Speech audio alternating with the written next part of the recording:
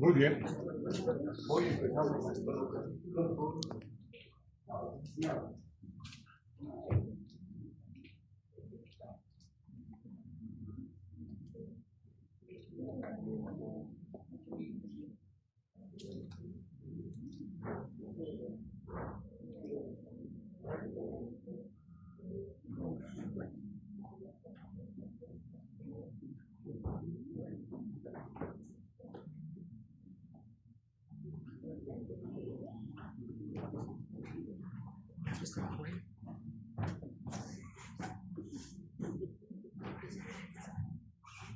la audición se refiere a la percepción de los sonidos. ¿Qué son los sonidos?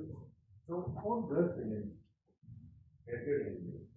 aire que nos refieren a nuestros oídos que una percepción.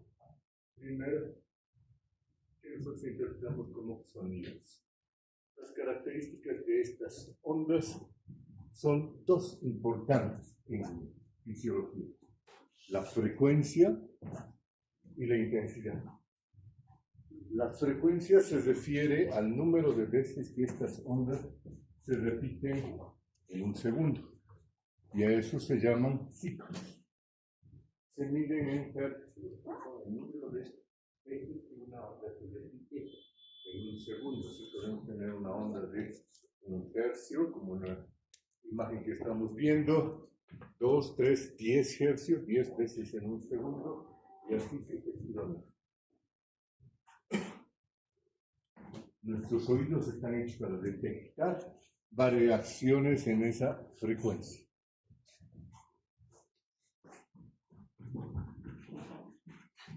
Cuando se detectan variaciones en esa frecuencia, se ve que los mejores oídos, los más entrenados, son capaces de detectar un rango amplio de variaciones en la frecuencia. Y ese rango amplio va desde las 20, o sea, 20 hercios, hasta los 20.000 hercios. 20 a 20.000 hercios. Eso es lo que podemos detectar. En realidad pueden detectar los oídos más entrenados, aquellos que están entrenados para percibir pequeñas variaciones. El común de los mortales para decir todos. Nosotros no llegamos a esos 20.000 hercios. Si llegamos a 15 ya está muy bien. Tendríamos que estar entrenados en escuchar música, identificar los diferentes instrumentos de orquesta para poder decir que percibimos hasta ese. Sin embargo, el rango de comunicación, para decir el rango de variación de frecuencia en las que se da el lenguaje, va desde los 150, 200, había puesto 400 hercios, hasta los 3000. Esas son las variaciones de frecuencia que se necesitan para que nosotros podamos percibir los sonidos del lenguaje. ¿Para qué está hecho el oído en los humanos? Básicamente para percibir esas oscilaciones emitidas por otros seres humanos, que se llama lenguaje, que le sirve para la comunicación. Para eso es el aparato auditivo en el humano, y sobre todo en el humano moderno. En los humanos antiguos y en los animales, no es esa la función del aparato auditivo, no detectan sonidos de lenguaje, detectan sonidos, pero sobre todo relacionados con su supervivencia. Los animales cazadores, conejos y otras cosas, utilizan su oído para detectar a su presa. El sonido del conejo cuando está correteando en el campo, comiendo su zanahoria, o lo que venga a mano, excepto algo que sea más grande que él. En ese caso, también le sirve el oído como presa. ¿Para qué le sirve el oído como presa? Para sobrevivir de su depredador. Entonces, los animales están especializados para percibir sonidos que les permitan sobrevivir, ya sea para correr y oír, por ejemplo, el tigre, cuando el tigre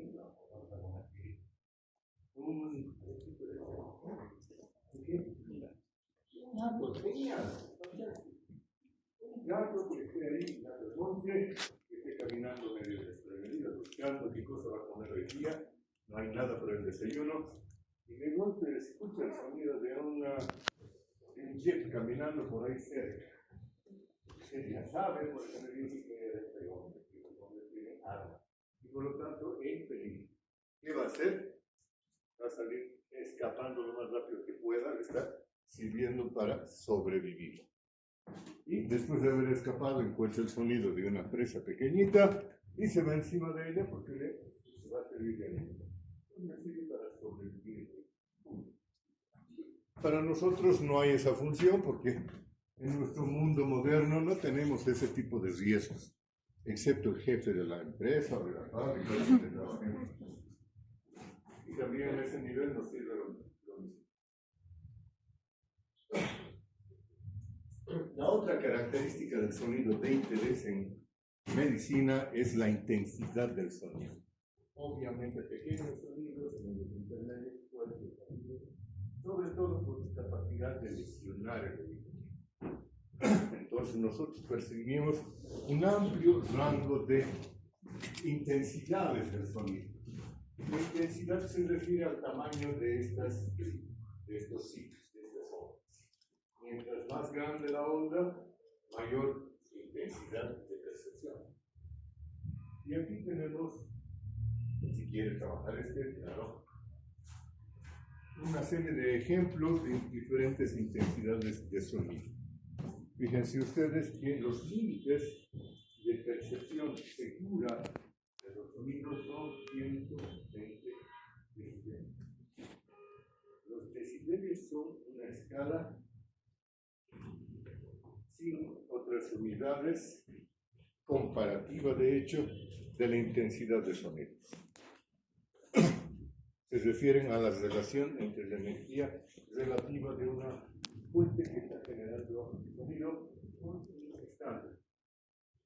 Y aquí ponemos el límite de nuestra percepción auditiva, 120 decibelios.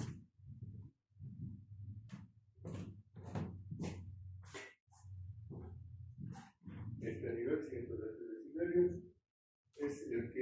es el límite de seguridad para nuestro aparato auditivo. Más allá de esa intensidad se empieza a producir daño rápido, instantáneos, que requieren en los oídos que reciben ruidos de 130, 140 o más. Así que no conviene escuchar ruidos demasiado intensos cuando usted se va a una discoteca y se paran al lado de los parlantes. Tal vez no lleguen a los 120 decibelios, tal vez estén en los 100 decibelios, 110 decibelios, pero sepan ustedes que eso les está causando daño a sus oídos. Que si esta es una exposición repetida, va a disminuir su agudeza auditiva. ¿Ok? Es importante eso. Por debajo de esos 100 decibelios, aquí ponemos ejemplos. Un ronquido me parece fantástico que lo pongan como ejemplo. El ruido de máquinas. Y hay un rango que es el rango de la intensidad de la comunicación. Los sonidos, desde cuándo los percibimos como lenguaje. Fíjense que desde los 30, 40 decibelios hasta los 50 o 60 decibelios. Esa es la intensidad de los sonidos que nosotros podemos percibir cómodamente en nuestro proceso de comunicación. Sonidos más de menor intensidad, pues percibimos la condición de que haya silencio en el ambiente. Si hay silencio en el ambiente, podemos percibir sonidos de menor intensidad, pero si hay un ruido de fondo, de bulla, como en el que hay habitualmente cuando usted está sin un profesor, no se percibe nada. Nadie se entera de lo que están hablando. Tienen privacidad absoluta. Bien.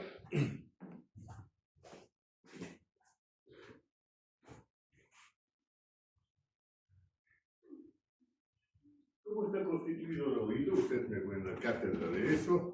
Ustedes fíjense que el oído tiene una parte periférica, que es el aparato auditivo, y una parte central, que son las vías auditivas y los técnicos. Estas dos porciones son importantes de conocer, sobre todo para los que se van a dedicar a los oídos, los otorrinos, y van a ver la parte del oído periférico, la parte del aparato auditivo, y los neurotólogos o neurólogos se van a dedicar a ver parte de esto y las vías auditivas y géneros. Así que pongan atención. El aparato auditivo dividido arbitrariamente en tres porciones: un oído externo desde el pabellón hasta el tímpano, un oído medio muy pequeñito que es una cajita que va desde el tímpano hasta las ventanas oval y redonda para no perder mucho tiempo, y el oído interno, lo que llamamos el canal o la cóclea. ¿Okay? Esas tres porciones constituidas por cada uno de diferentes elementos. Veamos, en el oído externo encontramos un pabellón auditivo que lo que hace es redirigir las ondas, es decir, reboten en el pabellón y dirigirlas hacia el conducto auditivo, el conducto que transmite esas ondas hacia la membrana timpánica. ¿Qué hace la membrana timpánica? Vibra, es una membrana tensa como un tambor, y cuando llegan las ondas sonoras vibran, y cuando vibran ponen en marcha a los elementos del oído medio. ¿Hay algo más de eso? Los elementos del oído medio, saben ustedes que tenemos una cadenita de huesos, los más pequeñitos de nuestro cuerpo. ¿Cuál es el hueso más pequeño de nuestro cuerpo? El estribo, ¿no es cierto? El siguiente es el índice y el otro es el martillo. Y ahí están los tres conectados unos con otros para vibrar. Además de eso, están conectados por unos ligamentos que los mantienen en su lugar. No sé si tendremos alguna imagen al respecto.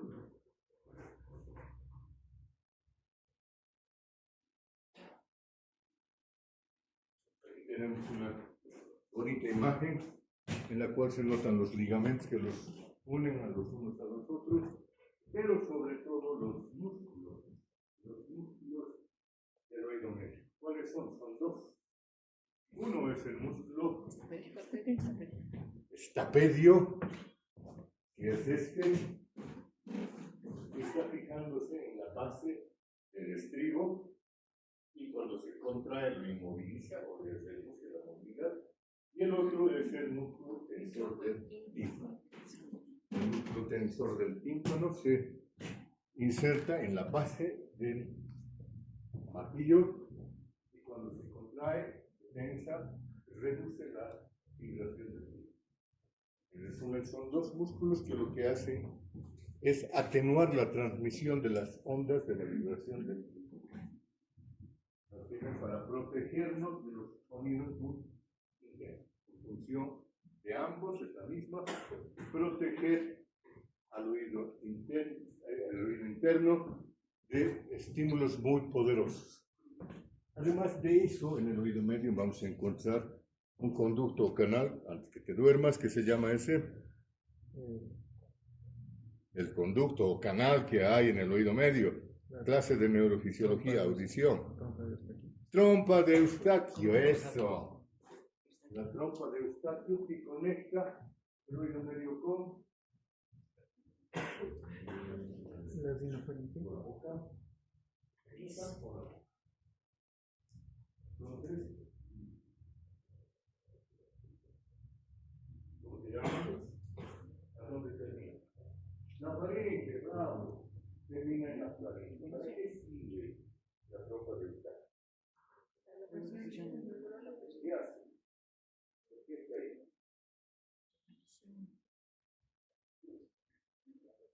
Para igualar las presiones de qué? En el medio externo y el oído medio, por supuesto.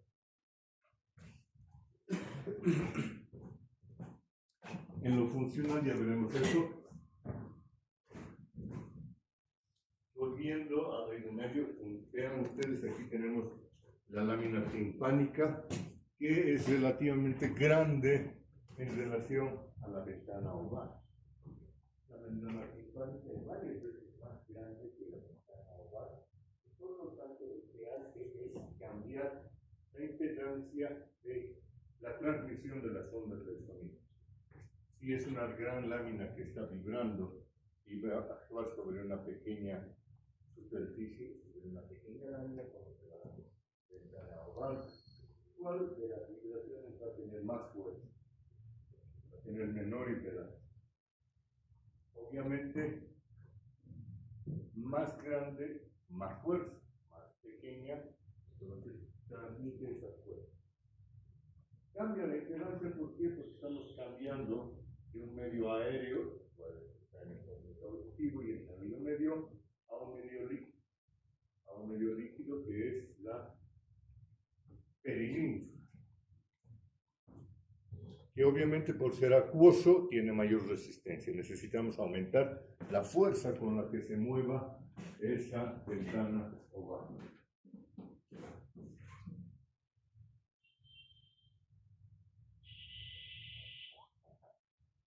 Sin darle demasiada vuelta, aquí ponemos el esquema que nos oriente. Fíjense que aquí estamos representando esquemáticamente la estructura del hueso peñasco, interno, y de las membranas que están en su interior. Encontramos dos grandes estructuras que son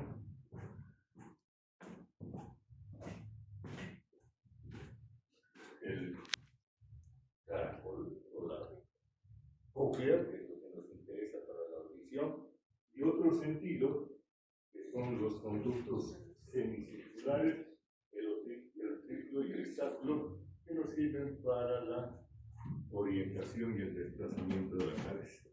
Dos sentidos metidos dentro de un mismo órgano, dentro del peñasco del hueso temporal. Van a funcionar independientemente, pero obviamente cuando hay lesiones se van a lesionar simultáneamente muy a menudo. Así que eso es importante, no solamente hay trastornos de la audición, sino que a menudo esos trastornos se acompañan de trastornos del equilibrio. ¿Ok? Bueno, eso es lo práctico. Volvamos a lo que nos interesa. Nos vamos a abocar entonces al caracol. Aquí tenemos el caracol, fíjense ustedes, es un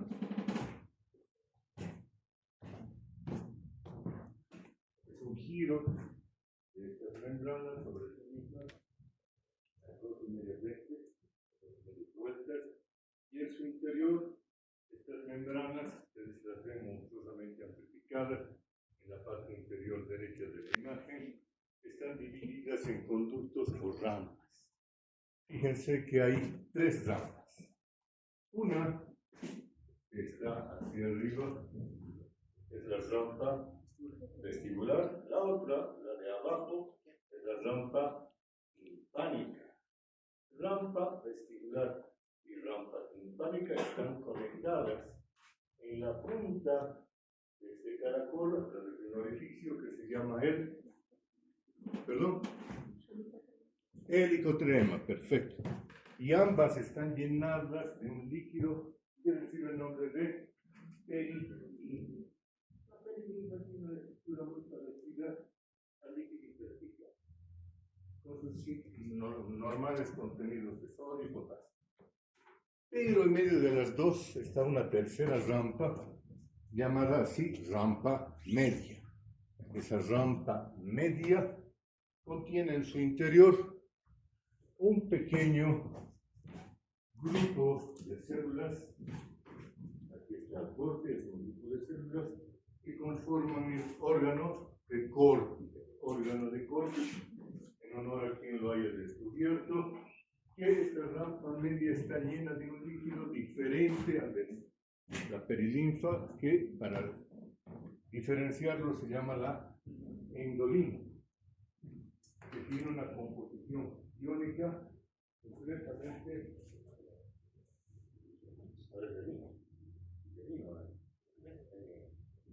La endolinfa tiene una composición iónica completamente diferente diferente al de la perilinfa y esto tiene importancia funcional.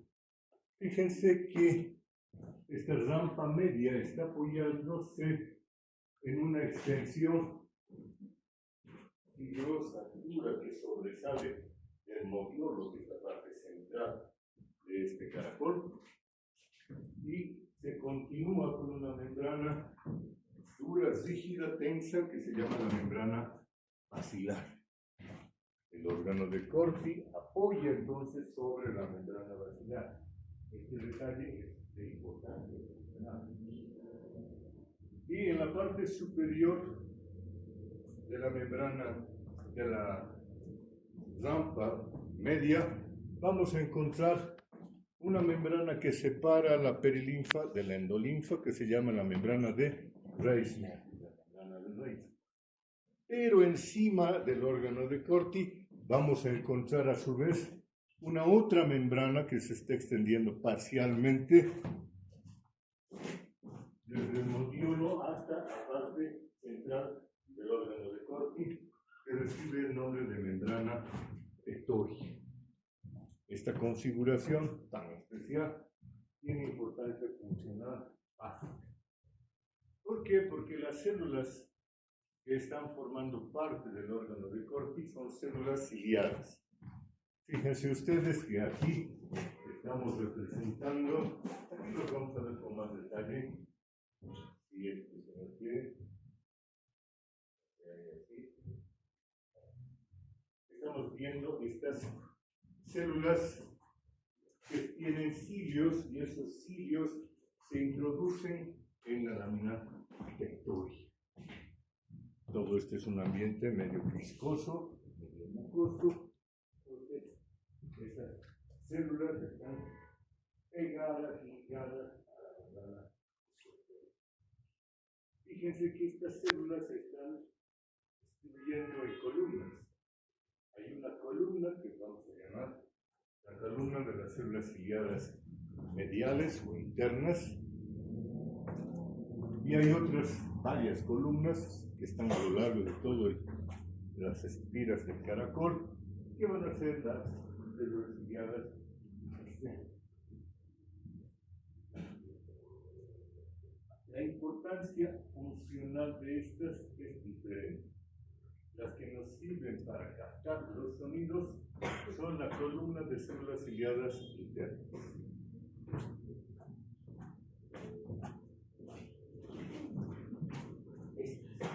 Entonces, ¿para qué están las otras si no sirven para captar sonidos?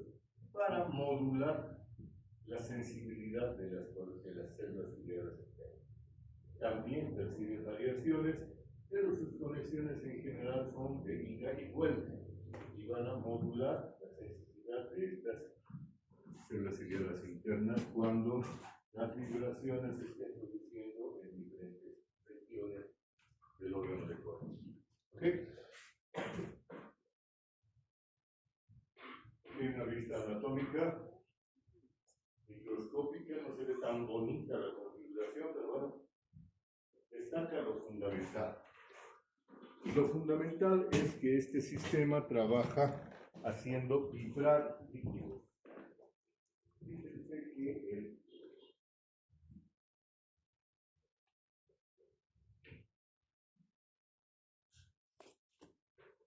estribo apoya y hace vibrar la lámina que es la ventana oval, que por el otro lado, por el lado de los internos, está lleno de líquido, y ese líquido es perilinfático, vale decir, la ventana oval se abre sobre una de las rampas, la rampa vestibular.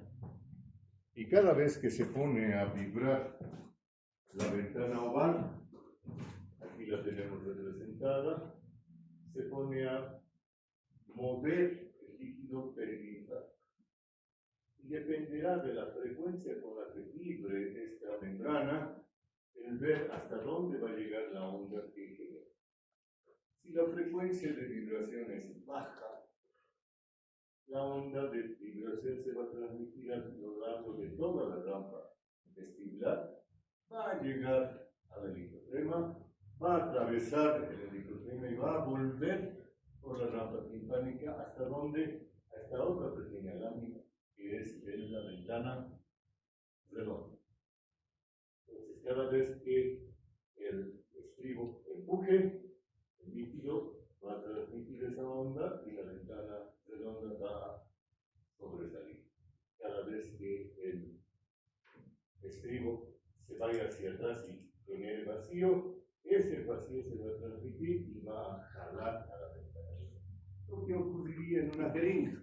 Cada vez que empujamos el émbolo sale el líquido y cuando jalamos el émbolo pues entra aire, ¿no? En este caso no entra aire, solamente se baja la presión dentro de la rampa timpánica y la ventana redonda se hace hacia adentro, tratando de compensar esa baja de presión. Pero cuando la frecuencia de vibración de la ventana oval va aumentando, las variaciones en la presión del líquido perilinfático empiezan a cortocircuitar todo este sistema. Se aumenta un poquito y ya no llegan hasta el hipotrema, empiezan a pasarse un poquito por adelante, atravesando la endolinfa. Finalmente, líquido puede vibrar los tres líquidos, cada mismo. Y atravesando en la rampa media, hacen lo mismo sobre la ventana redonda. Si la frecuencia de vibración del estribo aumenta más aún, ya no tiene tiempo de llegar siquiera a la parte distal, se van por la parte media, atraviesan la parte media y salen sobre la ventana redonda. Y si la frecuencia de vibración de este estribo es mayor, más alta, la más alta que nos recibimos, ni bien han entrado, vibran la rampa media y actúan sobre la ventana redonda. De esta manera entonces tenemos una distribución de las frecuencias de vibración de los sonidos. Estos sonidos van a viajar de acuerdo a su frecuencia en diferentes porciones del oído, o del caracol, o del órgano de Corti, que estamos hablando cada vez más en Cristo de lo mismo.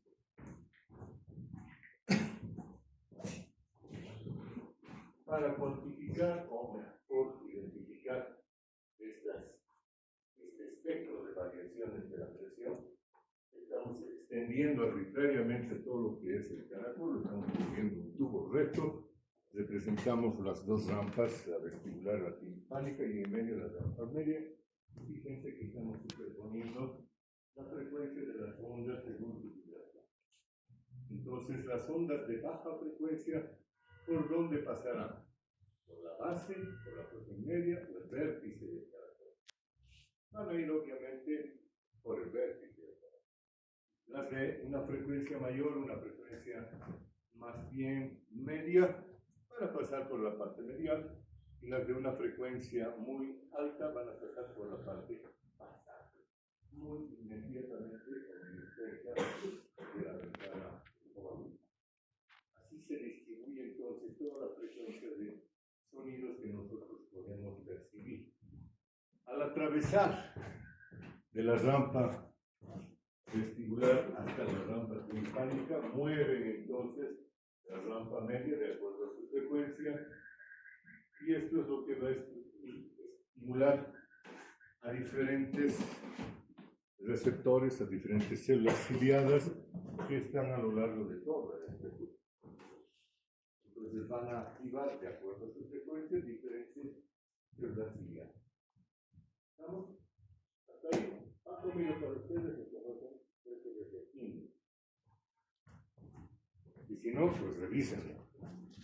Vamos a superponer el espectro de percepciones en función de la distancia respecto a la ventana oval. Fíjense ustedes que hay un espectro de frecuencias que perciben diferentes puntos del órgano de Corti, que van en este caso desde los 200 Hz, 200 ciclos por segundo, hasta los 8000 Hz, muy cerca de la ventana.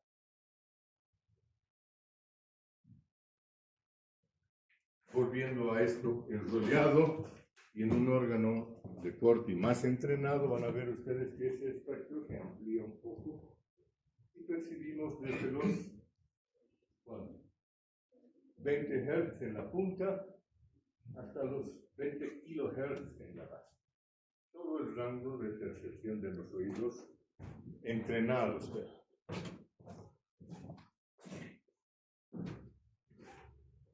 ¿Cuál es la diferencia entre esto y esto? Porque en este se percibe un rango más restringido de sonidos y en este un rango más ampliado de frecuencias de sonido. Está en relación a varias variables. Una, la que más nos interesa, es la intensidad. A más intensidad, mejor la percepción de frecuencias de sonido. Todos lo sabemos. El ejemplo de aquel. Un ejemplo de esa diferencia.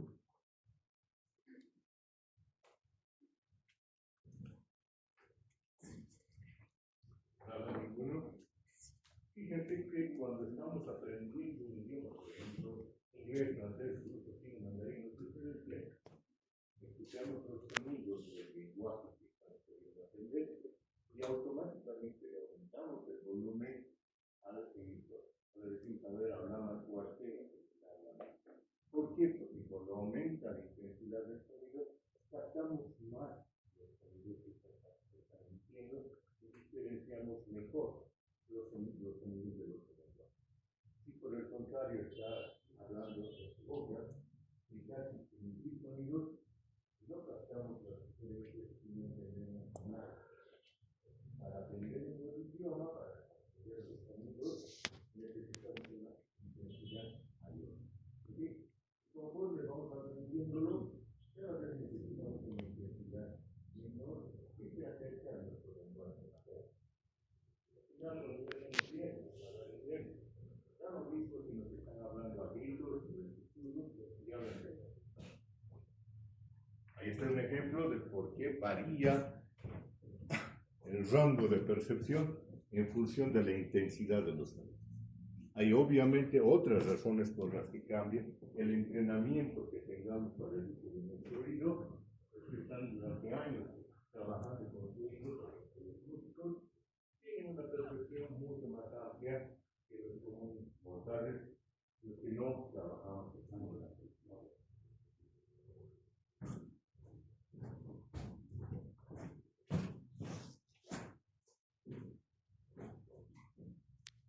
Aquí una amplificación monstruosa, una micrografía electrónica de los cilios, de las células ciliadas, como están agrupadas en un pequeño penacho, y este está embebido, embutido, si ustedes quieren, en la membrana tectógena.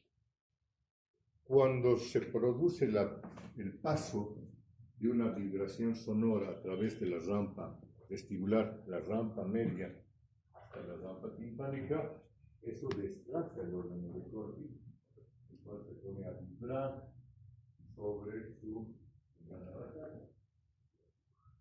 Y al vibrar desplaza relativamente la lámina tectórea sobre los cilios.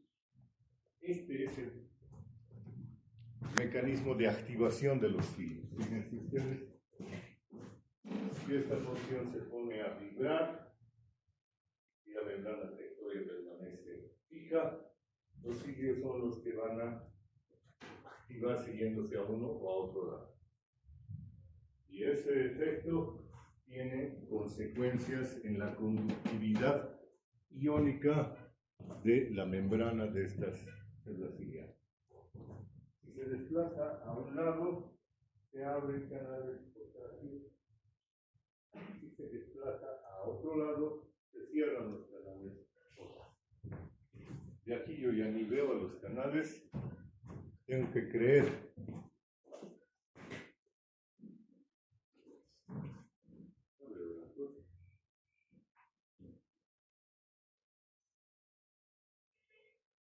Entonces aquí, desplazadas hacia un lado, los canales de potasio están cerrados, desplazadas al otro lado, los canales de potasio se abren.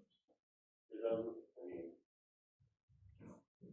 ¿Qué pasa cuando se abren estos canales? Pues el potasio, por su diferencia de gradiente de concentración, se mueve a través de la membrana. ¿Cuál es el sentido? Aquí está lo simpático. La composición iónica de la perilinfa: sodio predominante, potasio en baja concentración, cloro igual que sodio, y calcio bajo. La endolinfa: sodio prácticamente no hay, pero sí lo que hay es mucho potasio. Y el cloro también puede estar alto, no importa, no tiene importancia funcional. El calcio prácticamente no existe. Entonces, como estas células ciliadas están embebidas en un ambiente endolinfático rico en potasio, el potasio se va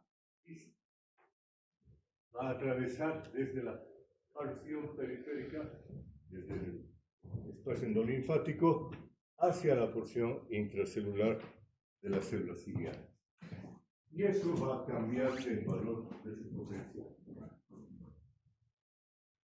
Al cambiar el valor de su potencial, va a activar entonces una terminación nerviosa que va a detectar esa variación de potencial de reposo, de membrana, de realidad, y va a generar potenciales de acción. Un procedimiento simple y básico.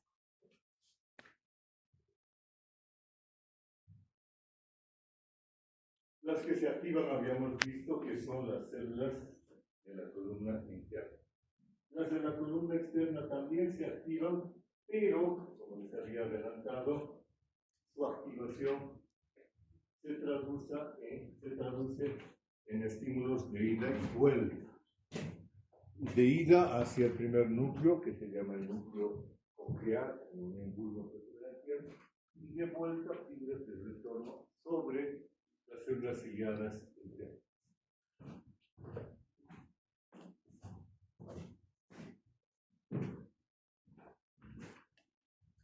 Casi que no tengo tiempo. La forma más directa de captar el funcionamiento de la vía auditiva es hacer unos potenciales auditivos, que reciben el nombre de potenciales evocados auditivos. Estos potenciales evocados consisten en colocar electrodos sobre el cráneo, producir estímulos sonoros y traducir las variaciones en el funcionamiento de estos electrodos hacia una computadora, y esta computadora formar ondas. Y las ondas que estamos representando en la parte inferior de la gráfica son 7 ondas. Fíjense que se enumeran de la 1, 2, 3, 4, 5, 6 hasta la 7. Y se producen en una sucesión que siempre es la misma, cuando el órgano o toda la conducción auditiva es normal. Cada una de estas ondas corresponde a la activación de una estación intermedia en la vía auditiva. Veamos entonces esto. La primera onda corresponde a la estimulación del nervio auditivo. Esta es una gráfica en la que se está superponiendo las vías auditivas solamente para destacar que así se estimule un lado del oído, o sea, no solo oído, la conducción es bilateral, se hace ipsilateral y contralateralmente respecto a la línea. Entonces las ondas van por el lado del oído que ha sido estimulado, pero también van por el lado contrario, por la otra vía auditiva. Y terminan finalmente en ambos lados de la corteza auditiva. Así que estamos hablando ahora con esta metodología de la estimulación de ambos.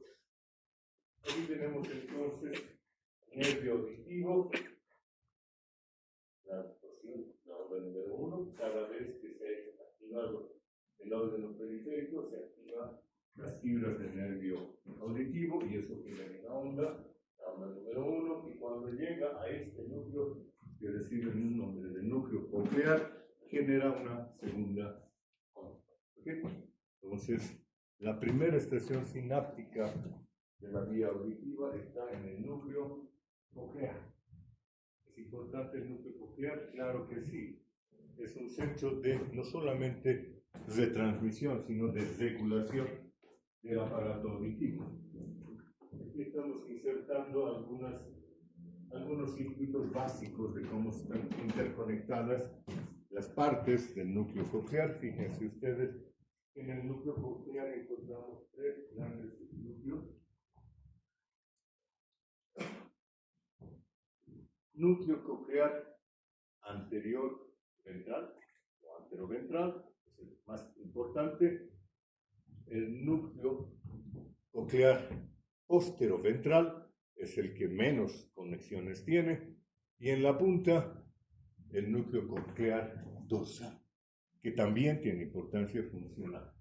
Las neuronas, tanto del núcleo coclear anteroventral, están conectadas con las del núcleo dorsal y son son células, algunas estimuladoras que le transmiten la señal y otras inhibidoras que a través de retornos inhiben la transmisión de la señal sonora. ¿Esto qué significa? Que a nivel del núcleo coclear ya se puede bloquear o facilitar la conducción de los sonidos.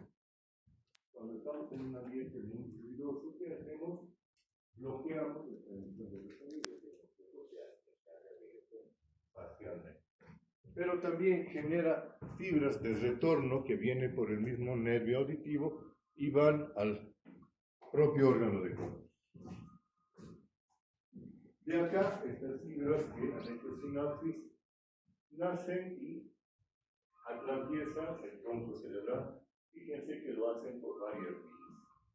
Cada una de estas vías está claramente identificada. La más importante es la porción central de fibras que constituyen un cuerpo y se llama el cuerpo trapezoide. Este cuerpo trapezoide va a llegar directamente a los núcleos olivales superiores. Núcleos olivales superiores donde se hace señal. Además de esta vía central, que es el cuerpo trapezoide, hay estrías laterales. La estría acústica dorsal y la estría acústica intermedia. Esta sería el cuerpo trapezoide, la estría acústica anterior, ¿no? Entonces, tres vías que están conduciendo los estímulos del sonido a través del tronco cerebral. Y la primera, la más importante del cuerpo trapezoide, termina en los núcleos olivares superiores. Y eso, cuando llegan los estímulos a estos núcleos, generan la tercera onda de la potencia de vocado auditivo. Cuando estas fibras pasan de allá y se van un poquito más arriba, llegan ya sea a través del núcleo del disco lateral sobre el tubérculo cuadrigémino, y eso nos va a generar las ondas 4 y 5. No olviden que los tubérculos cuadrigéminos también se llaman folículos. Tubérculos cuadrigéminos superiores o inferiores, se les llaman también folículos superiores e inferiores, y donde están terminando estas fibras son los tubérculos cuadrigéminos o folículos inferiores. Ahí hacemos la sinapsis y ahí los tenemos representados en estas dos ondas.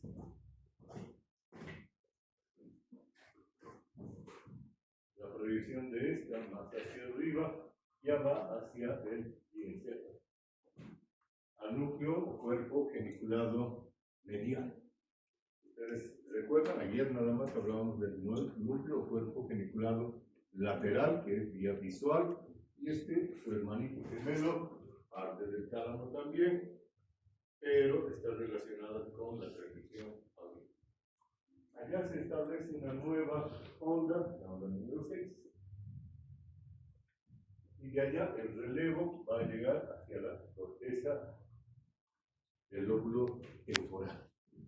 Corteza del lóbulo temporal, que es el área auditiva primaria donde se genera la onda número 7. Vean ustedes acá, estamos representando el área auditiva primaria en azul, que está organizada cromotópicamente, va a decir las frecuencias se organizan de menor a mayor en diferentes partes, y rodeada del área auditiva secundaria. En la clasificación funcional de Rexel, este es el área 41, y la siguiente, el área 41 y la periférica es el área 42. Por lo tanto, áreas auditivas corticales son 41 y 42. Esas preguntas de examen, tenganlo seguro. ¿Ok?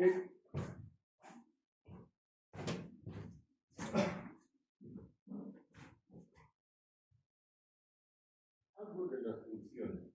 ¿Por qué tantos núcleos intermedios? ¿Por qué no es simple y sencilla una sola vía, como por ejemplo la vía obstétrica? Porque estos núcleos intermedios tienen funciones particulares. Fíjense ustedes que en algunos se establece la diferencia entre el funcionamiento del oído derecho con el del lado izquierdo en función de quién. ¿Cuál oído se activa primero si hay un estímulo en el lado derecho de nuestro cuerpo? Nuestro oído derecho, porque está más cerca. La onda tiene que viajar todavía hasta nuestro oído interno, hasta nuestro oído izquierdo, para generar un potencial. Entonces, primero se generan potenciales en el lado derecho y después, milisegundos más tarde, potenciales en el lado izquierdo. Esa diferencia se compara en algunos de estos núcleos que vamos a celebrar para establecer de dónde viene el sonido. Pues nos sirven para hacer una localización espacial. Vamos a ver que el sonido viene del lado derecho. Si viene de la parte anterior medial, los dos al mismo tiempo, pues no hay diferencia entre sus potenciales y nos presenta está viniendo de la parte de adelante o de la parte de atrás. Está lo mismo. Y así sucesivamente. También la diferencia de intensidad nos sirve para hacer eso.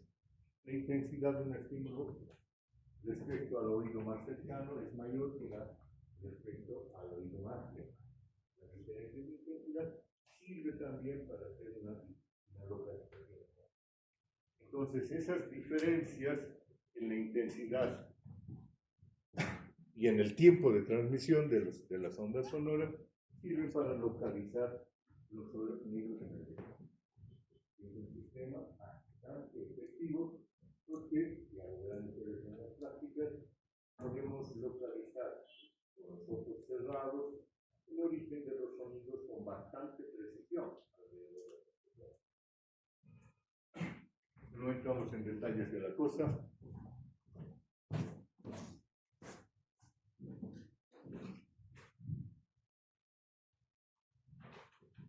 Esta imagen nos sirve solamente para destacar algo de lo que hemos estado hablando a lo largo de esta charla, del efecto modulador de la estimulación de las fibras ciliares externas. Fíjense que van a núcleos diferentes que las fibras ciliares externas y estas de retorno mandan información que van a terminar por las células ciliares. Nos sirve para seleccionar qué porción de la columna de células ciliadas internas nos interesa escuchar. Cuando estamos en una discoteca y estamos hablando con una amiguita recién conocida, entonces nos interesa escucharla a ella. O al chico, por favor, no se sientan de regalos al chico. Entonces, hay mucho ruido, pero nosotros nos enfocamos en el cristalino sonido de la voz de esta personita y el resto del sonido es lo que convierte en ruido de fondo que ni siquiera nos damos cuenta que está ahí. Estamos charlando cómodamente. Si llega otra persona y pasa por nuestro lado, nos va a mirar con los ojos desorbitados. ¿Cómo pueden estar hablando estos dos en medio de semejante ruido? ¿Por qué? Porque lo que han hecho es bloquear todo el sonido y no sea el de las frecuencias de esta voz que nos interesa. ¿Ok? Para eso sirve. De acuerdo. Y ahora, escuchando el cristalino sonido de mi voz, saquen un hoja de papel, pongan su nombre y fecha y vamos a hacer un concierto.